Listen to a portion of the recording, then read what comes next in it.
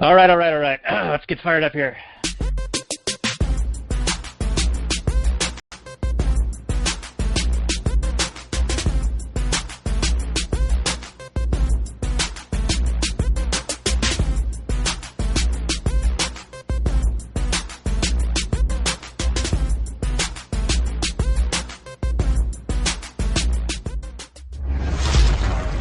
Maximum freedom. Read. Stay on target. Maximum freedom. Stay on target. Maximum freedom. Read Rothbard. Hello and welcome to the next episode of the Actual Anarchy podcast, the podcast where we talk about movies and pop culture. I'm going to emphasize pop culture in this one, from a Rothbardian Anarcho-capitalist perspective. And I'm excited for today because, Robert, we have a special guest, and we're going to talk about the character Wolverine and the work that our guest does related to comic books. How you doing, Robert? You talking to me, bro? Yeah. This is our first episode with just a character, kind of playing it off the new Logan movie that is receiving good, positive early reviews. Maybe it's going to get a good Wolverine movie, so we're excited about that. But yeah, we'll be talking about the Wolverine just as a general character in all the myriad interpretations he's seen over the years. Should be interesting. Yeah, so let's welcome our guest. His name's Jamie, and he writes the Voluntaryist comic book. And Jamie, how you doing? Good. How are you guys doing? We're doing great, and thank you so much for coming on. You came to up on my radar through some Liberty.me stuff, and then I also saw you have an Indiegogo campaign talking about your origins for the Voluntaryist. You want to just give our audience a quick rundown on who you are and what you got going on? Oh, absolutely. So I'm Jamie. I'm the producer-creator of Voluntaryist, the comic series, which is pretty much the #1 libertarian-oriented comic book in print. I've been publishing this and working on it since about 2012 and have produced several iterations of the comic, helping to kind of promote the message of liberty, but without really being preachy about it, more about creating a story and characters and bringing in liberty as the norm to a comic universe. And so I've had a lot of help along the way with people supporting the campaigns that I've run through Indiegogo. It started small, and over the years just kind of grew it and kept on pushing. And as liberty kind of grew, as people got more dissatisfied with government, I think I've also seen some success with the comic because a lot of people are just tired of seeing the same old government-supporting narratives in mainstream comic books. So that's what I've been doing with liberty and pop culture over these past few years. That sounds like good stuff, and we'll, of course, put all the links down below in our show notes page, but do you got a couple of quick websites you can throw out so people can start checking out what you're doing? Absolutely. Our main website is volcomic.com. That's VOLCOMIC.com, and that's where we kind of have hosted all of our character backgrounds, some free comic downloads, and news and updates with the comic series. And then we also have our Facebook, facebook.com/volcomics. That's with the S at the end instead of just volcomic. And we have our YouTube, youtube.com/thevoluntaryist. So there's lots of ways to connect with the campaign, with our comics, and everything else that we're doing with the Voluntaryist comic universe. All right, good stuff. So are you ready to get down and talk about Wolverine? We kind of want to ride on the coattails of that Logan movie coming out a little bit. And then, of course, we can go through some of your background a bit more if you'd like as well. But Robert, why don't you kick this off, because you're kind of the resident nerd between the two of us regarding the comic books, and then we'll kick this thing off. Well, the first thing that I wanted to talk about, this isn't a Wolverine question or a Wolverine point, but I wanted to talk to Jamie a little bit. I mean, I'm going to self-serve myself a little bit. As a fellow kind of creator who's telling a story with libertarian themes, but not necessarily super overtly preachy characters, how do you find, what do you have, what are the villains in your stories, and what are the heroes, and what, do they have certain powers? Oh yeah, so Explain your world. Right, so the voluntarist world is supposed to be relatively contemporary to our current time. And the idea that it kind of centers around is that the government is reaching a tipping point with the population where the general public has just kind of awakened to the fact that government is really not there for the best interests of the individual, that government's pretty much corrupt, self-serving, and, really is just not helping anybody in the long term. It's just really serving those who are in control. And because of this, the government really wants to clamp down and finally solidify control because they're worried that too many people are becoming more libertarian-oriented. And so the government is trying to manufacture a kind of crisis to get people back into supporting government and saying that, oh, you need the government to survive. But along this path, there is a cosmic event that changes people and some creatures across the globe in a new way, in a way that causes people and some other creatures to evolve. And this cosmic radiation event is actually just enhancing something that would already happen. And that is that when people live in a voluntarist state of existence, there is a type of novel evolution that occurs where people gain a type of healing factor, they become stronger, and so on and so forth. They become more, you could say, perfected. And so the government realizes this and especially more than ever wants to stop this evolution from happening. And so statism is seen as kind of this mental sickness that the government wants to continue to instill because they realize that people understood that voluntarism wasn't just a means to having peace, in transactions and the market and things like that. They realized it was actually something that would literally help them become healthier and more whole. They would want to get rid of and shove off government. And, of course, those in control definitely don't want that. And so there's this huge tension that has risen because as the government's trying to clamp down on everybody, now there's this new opportunity for people to be able to meaningfully resist the government because of these powers that have arisen. And so, the government's trying to get control of those who have been changed, as well as, use some of the things they've learned to create more, super soldiers and other types of creatures that could maybe enhance their plan for getting a type of total enslavement through scare tactics. And so that's kind of what the universe revolves around. And then the specific character that the universe revolves around is Jack Lloyd, who graduated from college and goes back home to help out with his parents because his dad's getting a surgery. And so they, just want to have him help out around the house until his dad can recover. And during that time, Jack is one of those people who gets affected by this cosmic event. And so, what happens with Jack is kind of what drives the narrative. And his parents are also seen as having a type of anti-government bent because they're organic farmers, and the government keeps trying to take their land under, bad pretenses, and they eventually want to try to use eminent domain. So there's this kind of background to it that the parents are seen as these people who are kind of healthy, independent people who don't want the government to interfere, and the government's kind of seen as this entity that wants to hurt small businesses, that wants to, crush, local competition and independent people. And so it kind of has this backdrop that through and through the whole story revolves around the government is this not just corrupt entity, but a fundamentally evil entity that's self-serving and wants to destroy anyone who can declare their individual independence. Now, that sounds all super cool. You obviously have to have individual characters acting for government, but you don't necessarily say, hey, these are just a couple of bad apples who have like this lust for power and that's why it's bad. Because that's the mainstream media narrative that we always get is that government's an inherently good idea, but it's just corrupted by a few bad people every once in a while. So that's exactly. Exactly. How does the government? I mean, you said that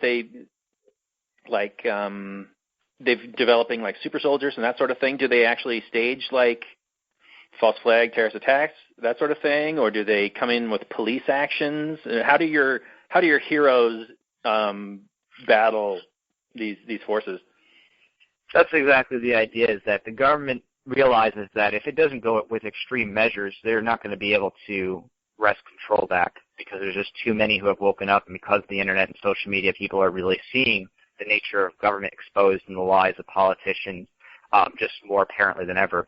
So the government is using false flag means and trying to say that there's some type of potential alien or maybe foreign nation invasion or something unknown to scare people into thinking, oh, we need to clamp down and start doing more enhanced security and doing biometric ID and, RFID chips to, allow people to travel because we don't know what, those kinds of creatures are that could be attacking. So the government is using, all-out tactics in order to get people to think that, they have to kowtow to the government to have safety and security.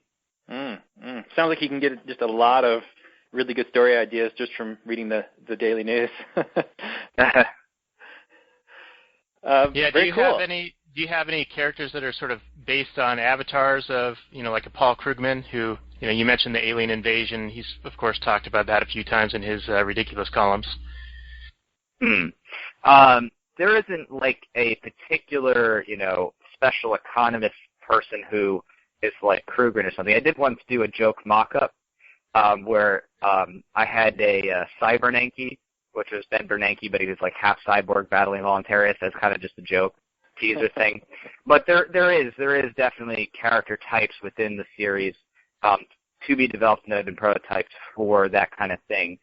People who are basically the evangelists for government from the economic side, preaching false economics to tell people that they need government to break windows for them. But yeah, there's that kind of theme in there as well. Very cool. And I understand you also have a Snowden comic book. Is that does that follow his actual life, or is that just like a basis for like further adventures? So what happened is with my comics that I have out so far, they were future prototypes and kind of future-verse series, and the idea there was to give a sense of where it would lead to. And so Saving Snowden, that comic issue was, kind of like a future-verse thing where the Voluntarists go to save Snowden from Russia. And so it's kind of like an alternative universe, you could say, where Snowden needs to be rescued, out of Russia and be brought to Ecuador to, be kept safe from Putin's plan. So it's kind of like a fun way to integrate real-world things, and I introduce concepts in there that are real-world as far as the names of spying programs and things the government's done. But it's done to be a part of the storyline in a fictional way, but also introduce real things that people kind of wonder where the lines between fiction and reality meet. Cool. And are your characters, like, they're flying to Russia, they're flying to Ecuador? Are they like the X-Men? I mean, do they have like a Quinjet? Do they fly around? Are they like a super team located somewhere nearby where they can go off and have adventures, that sort of thing? They do have something that is somewhat similar to that. It's not quite X-Men in terms of like an academy or anything like that, but rather some of the main characters team up to work with each other to help each other against the government's plans. And along that line, they do have a type of craft that they fly in. Not that, there aren't several characters that could just fly themselves, but as a way to just go in one accord, depending on the situation. So the Volroy is that ship that they fly in that issue. Very cool. Okay. And how long have you been doing this? I've been working on the comic series since 2012. The actual story was being written while I was studying for the bar exam back in summer of 2012. Okay, so you are a practicing lawyer these days, or do you do this full time? I am a lawyer, but I'm not currently full-time practicing. I'm currently teaching, but I'm probably going to be getting back into practicing more later this year. Okay, very cool. And I assume that you are familiar with the private law, and we don't need this central oligarchical law that we have these days. Yeah, as far as like distinguishing historical common law means and, ways that people use arbitration to, develop dispute resolution independent of government, yeah, absolutely. Positive law or, statutory law, things that we have currently, didn't come first. There was people who had worked together to create their own forms of dispute resolution, and the governments of today adopted a lot of that and integrated some of it. So. Right. Very cool. Well, awesome. Let's get into a little bit of this Wolverine character. Myself, I grew up a fan of the X-Men. I think I was around like the mid-'80s, early '90s with like Chris Claremont and then Jim Lee and all those guys. Wolverine was probably my favorite character, maybe that and Spider-Man. But I don't know, he was always just like a really badass, kind of tough guy, and he had an anti-authority streak which really appealed to me. Although he does go along, and he's part of this team, and he takes like orders, I guess you could say. But from time to time, he's like led, and he's taught at the school, and he's been an Avenger, and he was in World War II and World War I, and he's been a samurai. I mean, he's been all kinds of things over the years. One thing that stuck out to me, and I guess in Wolverine's past has always been the case, is he's had these kind of implanted memories, or he's been brainwashed, or it seems like he's got this, he's like basically this unstoppable character. I mean, he can die. He is currently dead, but he's essentially, without killing him, you can't really hurt him so much. I mean, you could like shoot him full of bullets, but then he'll just heal. So the writers have led towards mind control storylines, where he's used as a tool by nefarious peoples to kill, and then have the superheroes doubt him and think he's like this out of control, and then he needs to be put down, and then it's fairly interesting, maybe a little bit storylines.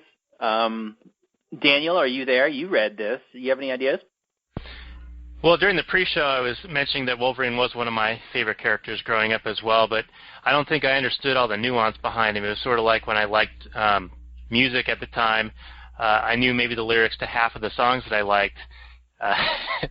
So I wouldn't say I'm any level of expert with Wolverine, but I did like him. I did like his badass attitude and his anti-authoritarian streak like you were talking about. And I understand in reading the wiki a little bit recently that he was created like in a government experiment, right, to make a bit of a super soldier. So that sort of relates to what, Jamie, you were talking about with the origin of your character. Maybe not, exactly, but or some of the origins of your story. Is that, and that's Canadian government, right? Is that for Wolverine? Yeah, that's, or Department H. It might be Department H, that's right. And then it's part of the Weapon X program, yeah, exactly. Where he had his skeleton fused with adamantium. But he's always been a mutant. I mean, he was born like in the 1890s or 1880s or something like that. And fought in like the First World War, Second World War, and then it was only later on that he got the adamantium bonded to him. But one thing that's kind of interesting, I suppose, is Charles Xavier. He's supposedly like this good guy. He's like the leader of the X-Men. He's this professor. He's this wise, not all-knowing, but super powerful telepath. Yet, when Wolverine first joins the X-Men, he's sent in by Department H to assassinate Xavier. And Xavier just wipes Logan's memories and then forces him to join the X-Men. So, not exactly a moral stance. I mean, yeah, he's definitely not the voluntarist. Definitely not the voluntarist.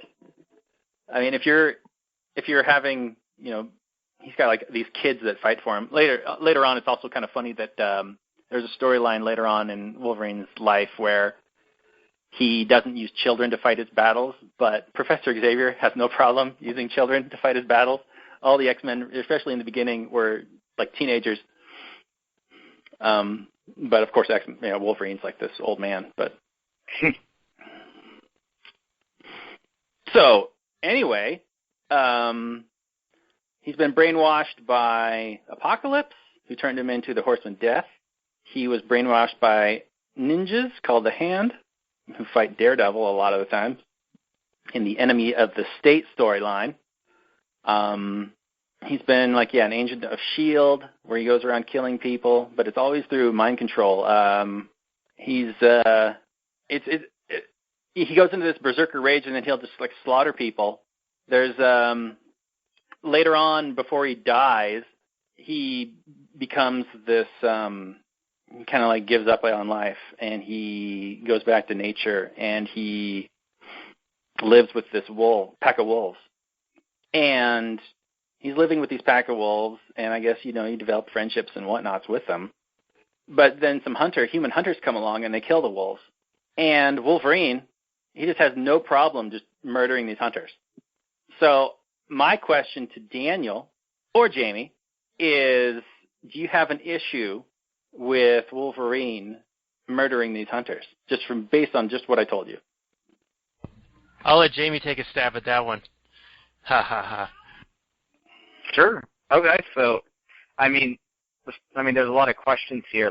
For example, I don't know the story, so I don't know all the nuances of who was where and when, if anybody owned the animals or if they were just wild, where on whose property it was that this took place. But generally speaking, I would say that killing somebody over an animal would be unethical or anti-voluntarist, because again, it's not initiating force against against that is another person. So, obviously that would be wrong from the voluntarist perspective. But it depends on whether there was a self-defense issue or something like that. Were they attacking him while he was with them? I don't know. So I'm not sure exactly of the context. Yeah, and being a comic book story, it sort of blurs the line between animals and Wolverine, because he's living with them, right? So he's probably treating them as if they're kin in a way. So it'd be, I guess, sort of like your family being attacked.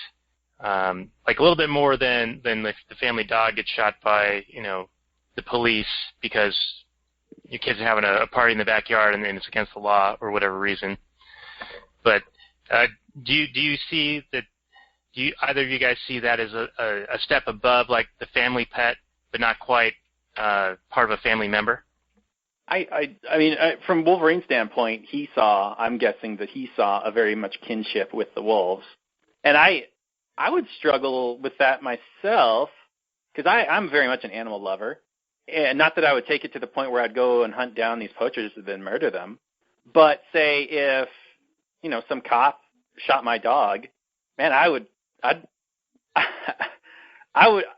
don't know if I'd be justified in necessarily killing that cop or anybody who kills my dog. But man, would I entertain that fantasy? What do you think, Dan? Do you think if someone, let's take aside the cop angle and just say anybody came in and killed, one of your pets, say a loyal dog, what do you think the proper response would be? Yeah, well, in the current status world, I think that you'd have to measure what would be the response in turn. So I don't think that having that desire to go a bit overboard would really pan out for you. I think there's a measure of scale, right?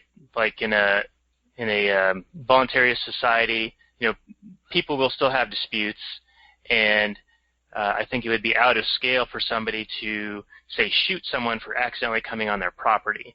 But a certain level of response would certainly be warranted. But almost any event would need to have a certain commensurate scale that's sort of acceptable in a market sort of methodology.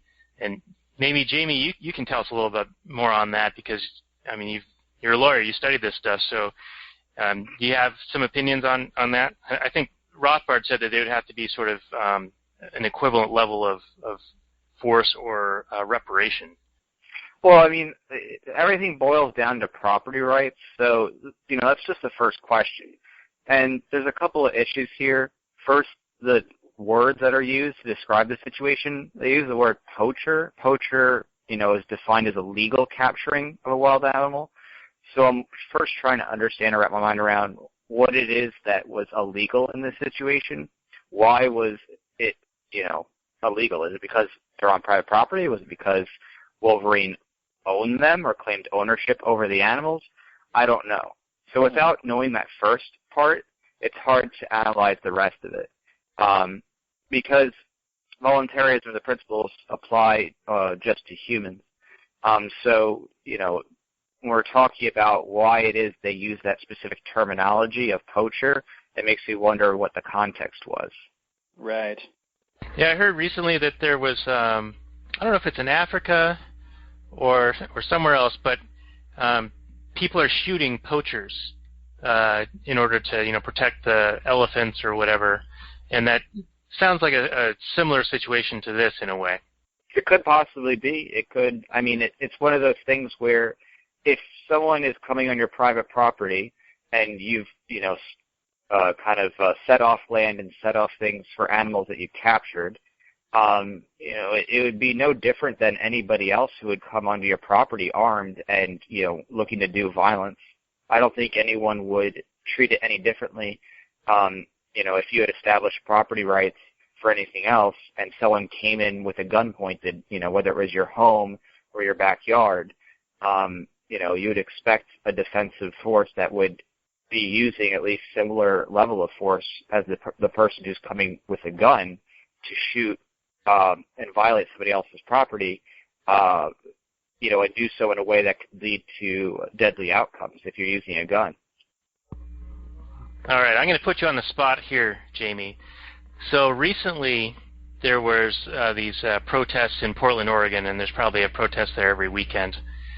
But there was a journalist who, private journalist, whatever, he's not like part of any media, like mainstream media, but he was videoing these protesters, and they noticed him and started menacing him, crowding him and threatening him, saying, "Get him, get him, get him."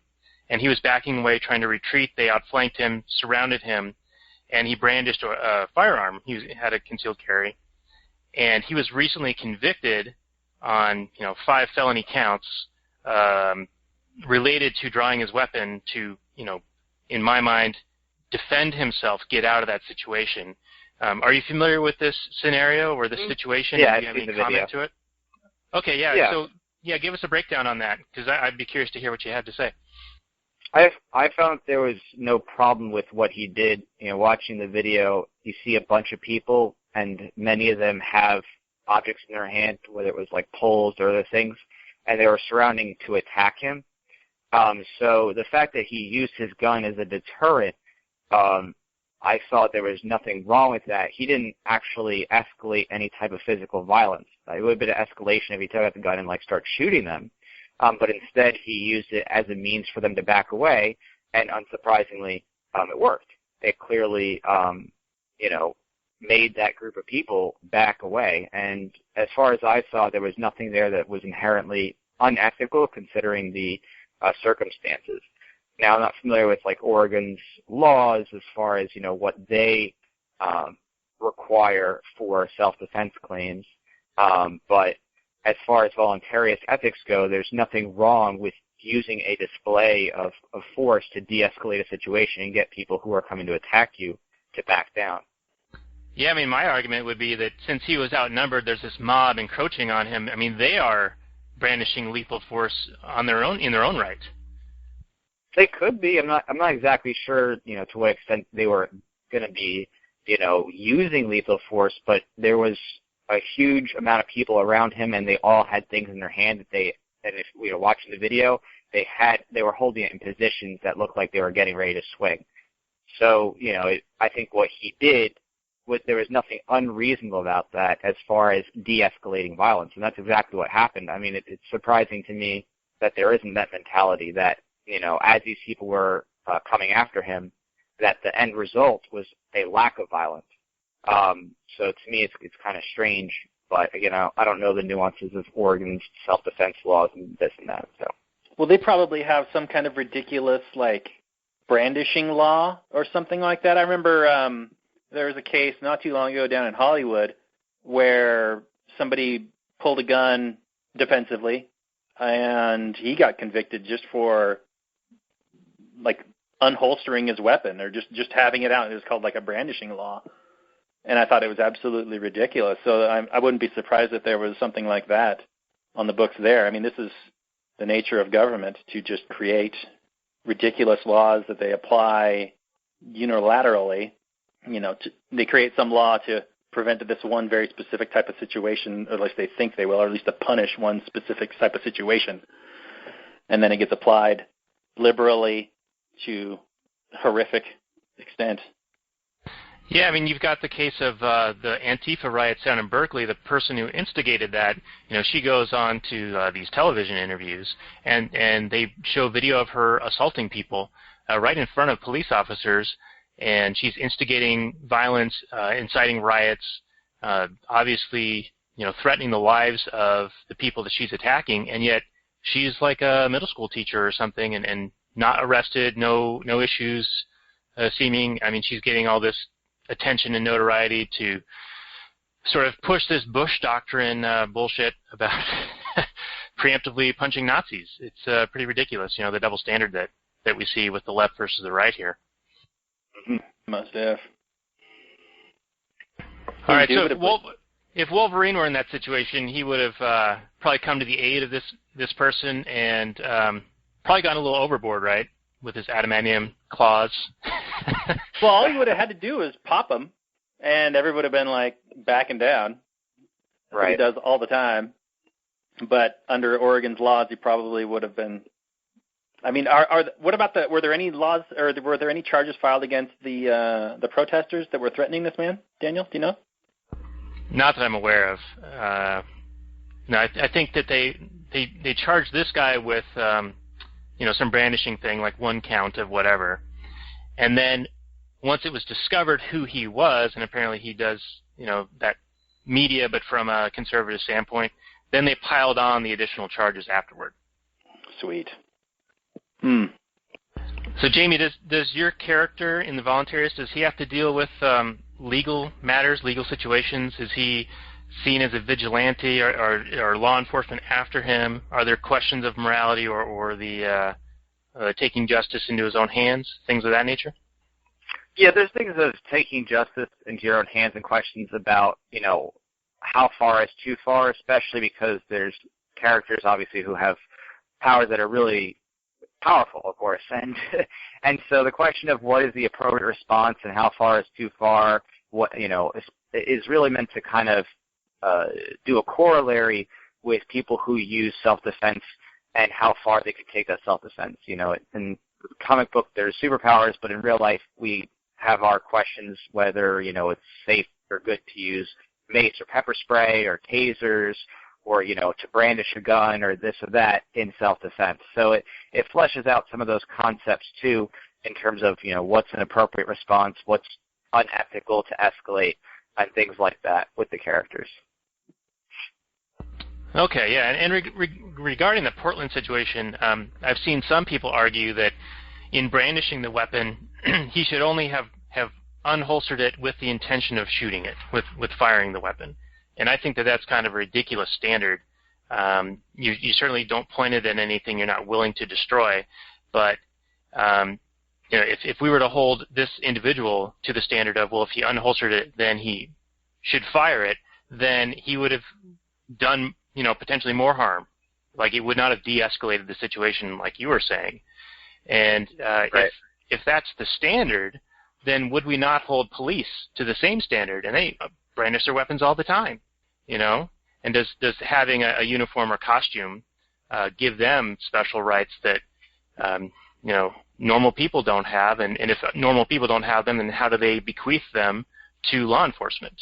These are all sticky questions that I don't think that these people's argument holds any scrutiny against.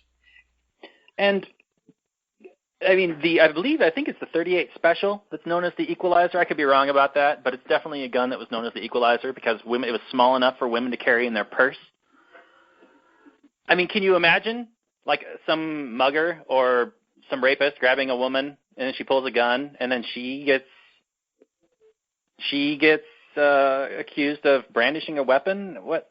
You're absolutely right. You pull out a gun to de-escalate the situation, if you're threatened, and then holding the cops to the double standard is absolutely true, and you know my feelings on that. I've gone into long rants about that.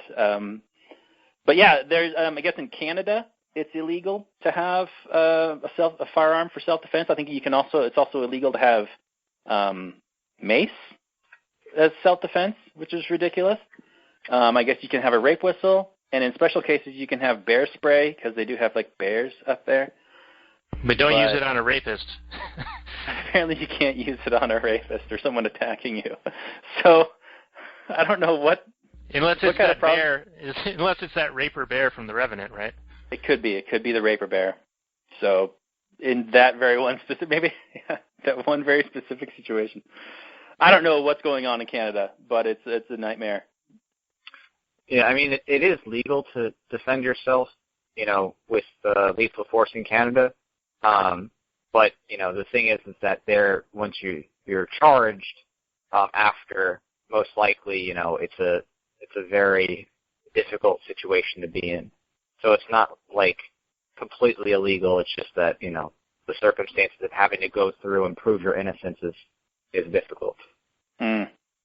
Yeah, it seems to be the state of the world these days that you have to prove your innocence versus they have to prove your guilt in all of these situations. Right. Sort of against the whole common law tradition, right?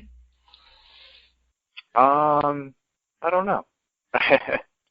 Because they're different things.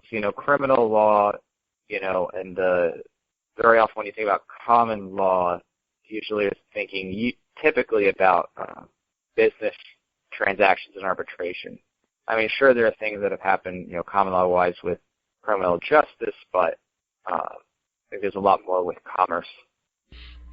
Yeah, I mean, my imagination would say that everything would be a common law situation in the absence of the state, right? Because everything is, like you were saying earlier, it's a property rights issue. Like, you have self-ownership of your own person, and so defending yourself against attack, wouldn't necessarily be a criminal justice. There wouldn't be this overarching state that is the arbiter of this situation. It would be, perhaps a dispute resolution organization competing with others, and they would, appeal to a third in case there's a disagreement amongst the two parties involved. That kind of scenario, I think Steph sort of points that out in some of his work. Steph Molyneux, in case you're not familiar, but I'm sure you are.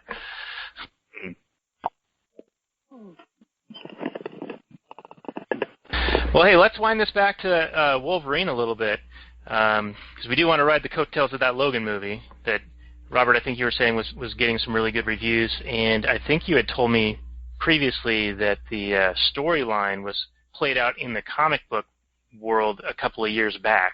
So can we talk to that a little bit, and then we can start to close this show down? Sure. So the movie is borrowing from several themes, and obviously we haven't seen it yet, but it stars the Marauders, I believe, or the Reavers? No, the Marauders? Can't remember. Anyway, they're a group of cybernetically enhanced Australians, or at least they were back in the day in the comic books, where the X-Men went down and fought them. And then they're also borrowing from the X-23 storyline, which is, I believe, like a Wolverine clone girl. And she is now the current Wolverine, now with Wolverine dead. And then it also borrows from the Old Man Logan story by Mark Millar. I pronounce it Miller, either way.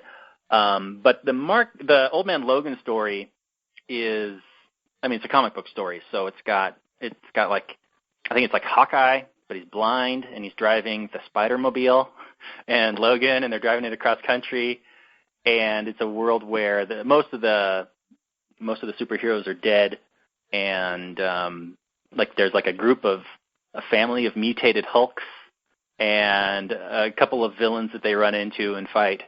But yeah, it's a fun storyline, but obviously they couldn't do that for this movie because Fox doesn't own the rights to all those characters.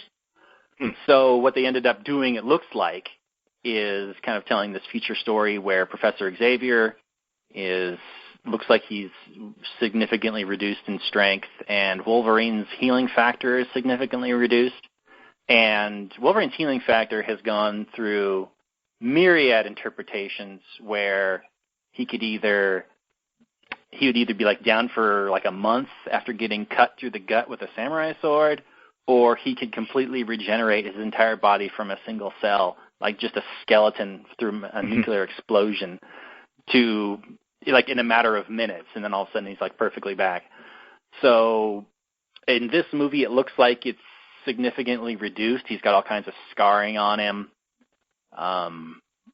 The reviews are good. It's actually an R-rated movie. It doesn't shy away from like chopping people's heads off and chopping limbs off and stabbing people, which, having recently rewatched the Wolverine, in almost every X-Men movie, it's just, they're all PG-13 affairs, so Wolverine will slash a guy with his claws and nothing happens. I mean, the guy just kind of like falls away or something like that. I mean, you would think if you're getting sliced, you could just chop a limb off or blood would be squirting out all over the place. I mean, that's what it is in the comic books.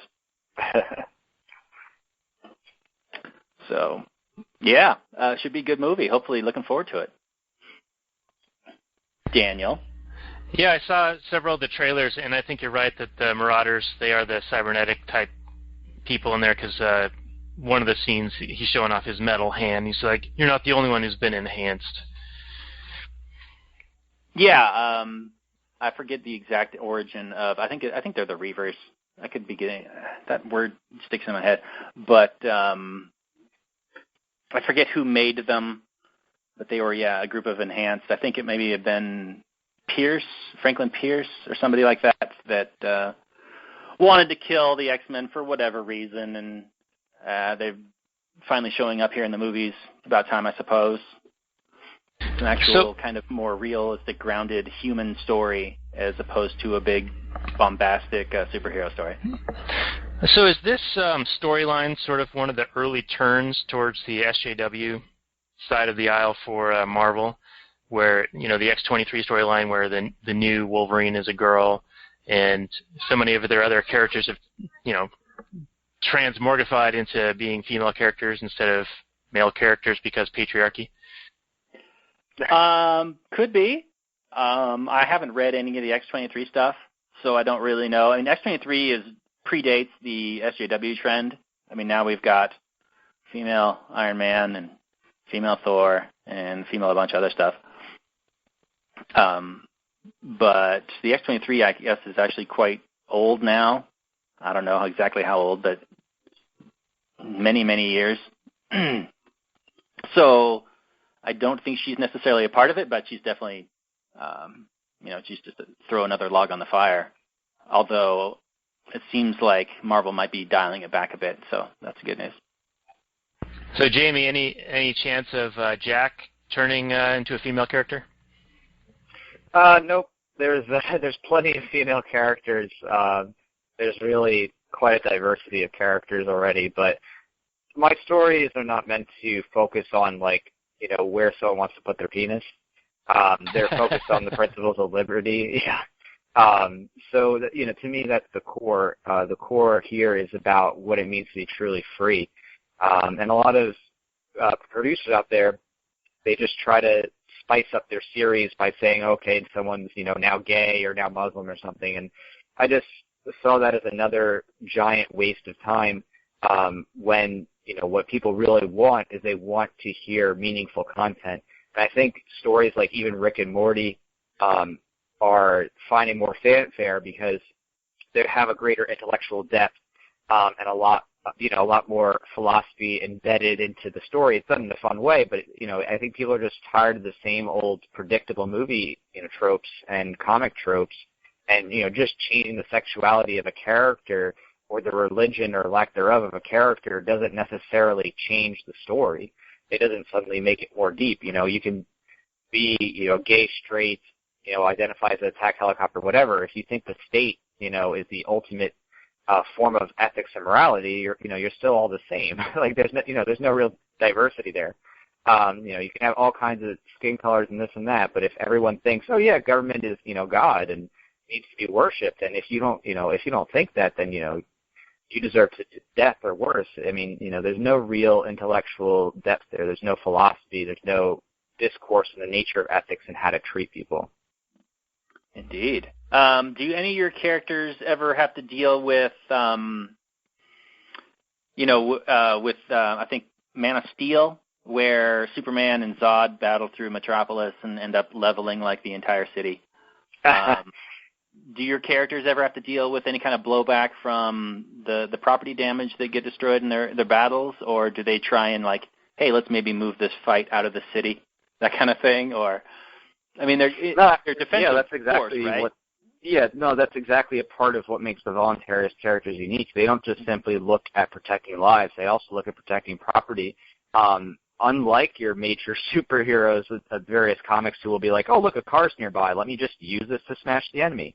The voluntarists won't. They'll actually go out of their way to try to stop things from destroying buildings, stop enemies from, causing property damage. They won't, grab a light pole and knock it down just to, knock somebody around. They actually consciously try to both stop private property damage and damage to people. And they will, do their best to draw anything away from any populated areas, try to fight over water in a rural area just to avoid causing any more harm. So that's actually a big part of the voluntarist universe is that distinction that they won't just, go and destroy things. I think there's actually a TV show coming out, or just came out, that revolves around a team that cleans up after superheroes. The Destruction, I forgot what it's called, but I believe that's Damage Incorporated, or at least that was the original. Yeah. There's a DC version and a Marvel version, yeah, but they're just normal people that are basically the construction crews that are tasked with rebuilding the cities after the superheroes level them all the time. How Krugman-esque. Yeah, breaking windows, man. Stimulating the economy. Yeah, that's great, Jamie, that you've got the situational awareness as a huge component of your characters, that they go out of their way to make sure that they're not causing recklessness and damage to innocents and bystanders. That's pretty awesome. I think that the guy in Portland should have maybe exhibited a little bit more situational awareness and avoided getting himself into that situation to begin with. I think that's a big key when when you do a firearms training is hey, make sure you don't put yourself in a situation where you're going to need to potentially use it. Right. Very cool. All right, well, hey, this has been a really good show, so I appreciate you coming on, Jamie. Why don't you tell us a little bit about your Indiegogo campaign, what it's about, and how people can support that effort, and then we'll wind everything down here. Awesome, thank you.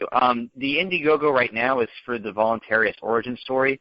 So what we're trying to do is create the canon graphic novel. We want to create the story that starts at the beginning, talks about how Jack Lloyd, got his powers, his family relationships, and his development and leading to taking on the government and teaming up with other characters. So we spent a lot of time in the past few issues kind of creating templates for the future to give people a sense of where the story would go, and I think now it's time to really create that foundational piece that could be used as kind of the canon backbone for the universe.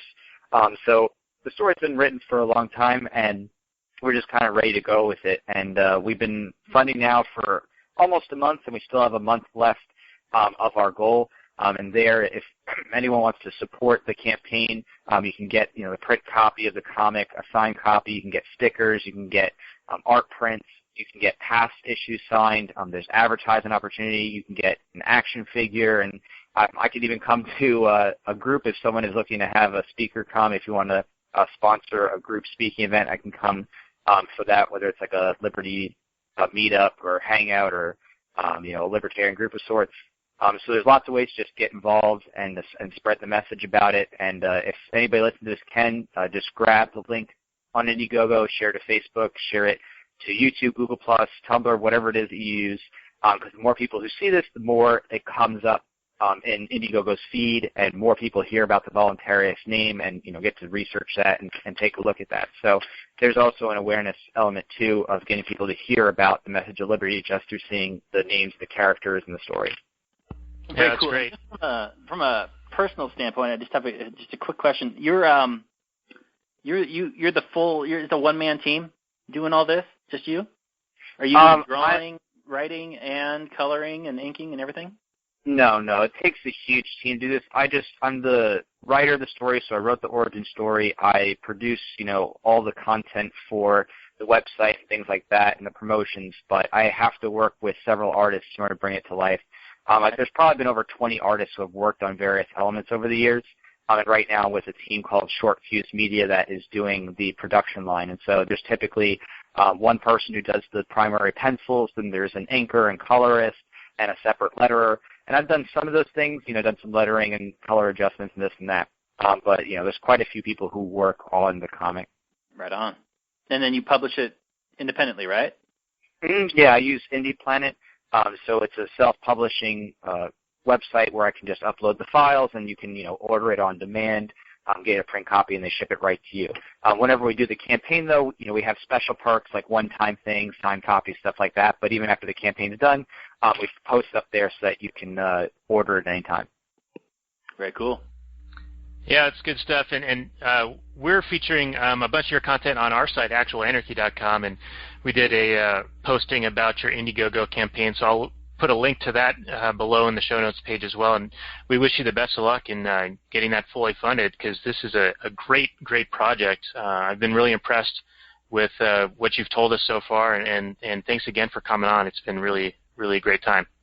Oh, no, awesome. Thanks for having me on. I appreciate it. All right, folks, well, that has been the Actual Anarchy podcast, sort of riding the coattails of the Logan movie to talk about the character Wolverine for about 10 minutes and then talking about Jack V. Lloyd of the Voluntaryist for a fair amount with a little bit of gunplay and as well. You can find out more about us at actualanarchy.com. We also run readrothbard.com where we have books, lectures, and articles by Marianne Rothbard. Do click on any of the Amazon links or any other ways to support us. We've got a tip jar page and all that good stuff. So if you enjoy our podcast, reach out to us, give us a comment, let us know if you have any feedback, because we would be more than happy to take any questions, all comers. Is that right, Robert?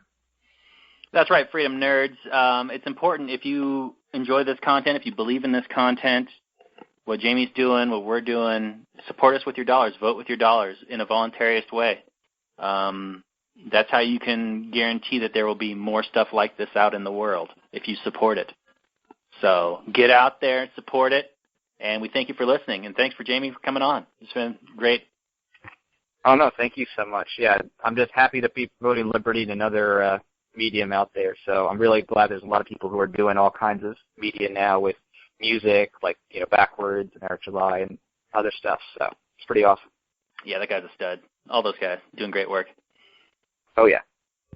All right, well, thanks for tuning in, folks, and we'll be having another episode posting every Sunday afternoon for your Monday morning commute. So thanks again, actualanarchy.com and readrothbard.com, and I bid you adieu. Later.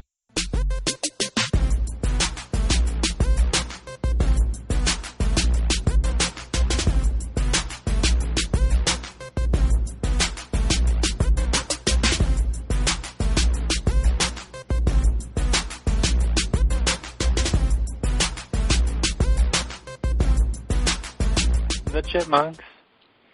CHIPMUNK. We're the Chipmunks. Guaranteed to brighten your day. Do do do do do do do do do do do.